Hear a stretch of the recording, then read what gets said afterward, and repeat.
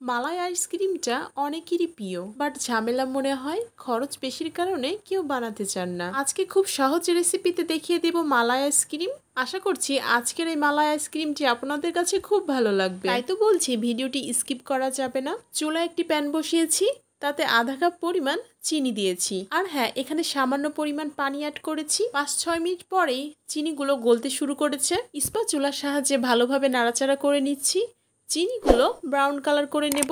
এ পর্যায়ে চায়ের কাপে 2 কাপ পরিমাণ দুধ অ্যাড করব। অ্যাড করার পরে তোমাদের হয়তো মনে হতে পারে চিনিগুলো যেহেতু ব্রাউন কালার করে নিয়েছি এখন পুড়ে যাবে।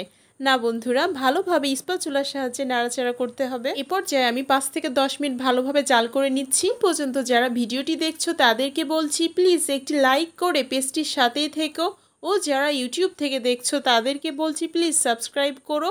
যেহেতু মালাইটা পারফেক্ট তৈরি হয়ে গিয়েছে, এখন যে পাত্রে আইসক্রিমটি সেট করব সেই পাত্রে কিছু পরিমাণ কাজু বাদাম কাঠবাদাম কুচি দিয়ে দিচ্ছি। অবশ্যই মালাইটা হালকা ঠান্ডা করে নিতে হবে, খুব বেশি ঠান্ডা করার প্রয়োজন নেই। এ পর্যায়ে এক এক করে সবগুলো মোল্ডে মালাইগুলো ঢেলে দিচ্ছি। এই গরমে ঠান্ডা ঠান্ডা মালাই আইসক্রিম খেতে কার না ভালো লাগে।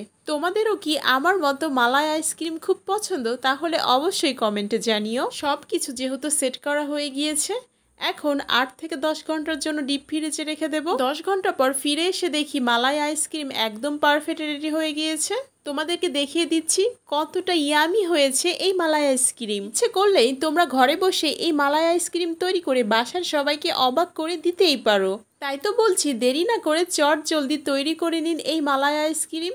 আশা করছি আজকের ভিডিওটি তোমাদের কাছে খুব ভালো লেগেছে। ভিডিওটি যদি তোমাদের কাছে ভালো লেগে থাকে ও রেসিপি যদি মনের মতো হয় তাহলে অবশ্যই বেশি বেশি করে শেয়ার করে দিও। ইচ্ছে করলে আপনিও চট জলদি এই মালাই আইসক্রিম তৈরি করে বাচ্চাদের আবদার পূরণ করতে পারবেন। আর হ্যাঁ, এই গরমে মালাই আইসক্রিম সবার মাঝে প্রশান্তি এনে দেবে। রেসিপি ভালো লাগলে পেজ ফলো করতে ভুলবেন না। আজকের মতো এ পর্যন্তই। সবাইকে অসংখ্য ধন্যবাদ। আল্লাহ হাফেজ।